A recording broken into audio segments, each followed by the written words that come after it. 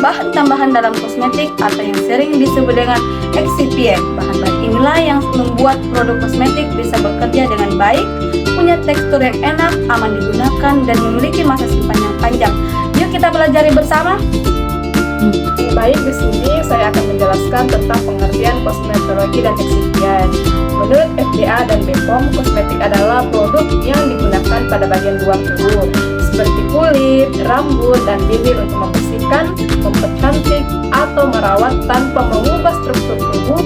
Dalam sebuah produk kosmetik, sebagian besar komposisinya bukan bahan aktif, tetapi bahan tambahan yang sering disebut dengan excipient. Excipient dapat mencapai 70-90% dari total formula dan memiliki peran penting untuk menentukan bentuk produk, wangi, warna, stabilitas, keamanan, serta kenyamanan penggunaan.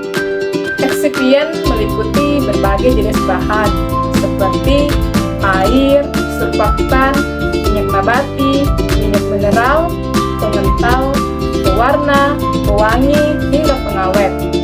Tanpa excipient, produk kosmetik tidak akan memiliki tekstur yang halus, tidak stabil, cepat rusak, atau tidak dapat bekerja dengan optimal.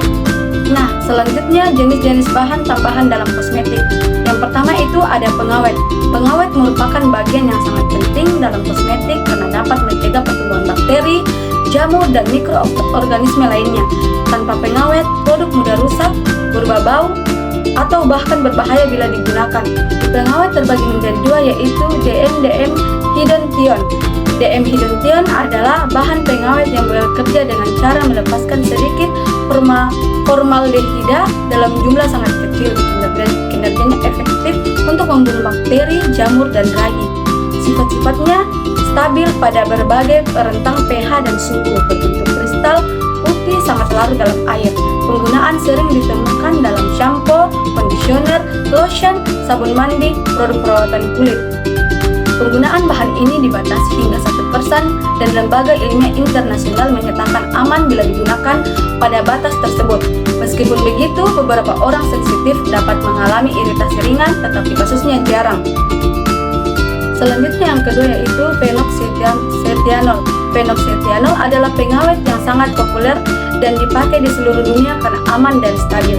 Memiliki kelebihan seperti spektrum antimikroba luas, efektif untuk bakteri, gram positif, negatif, dan jamur, jarang menyebabkan alergi, banyak dipakai dalam produk bayi dan skincare.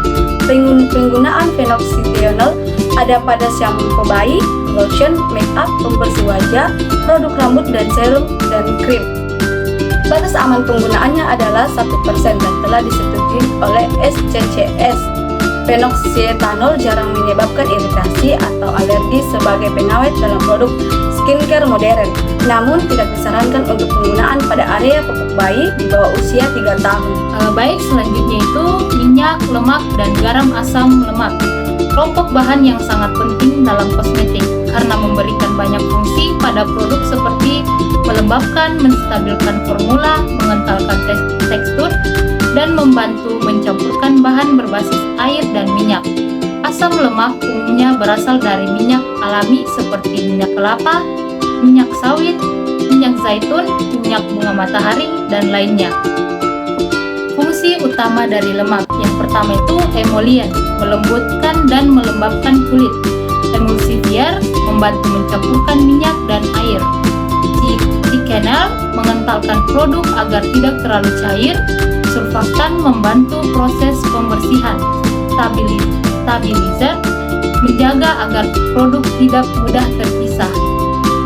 Adapun jenis-jenis asam lemak yang umum digunakan.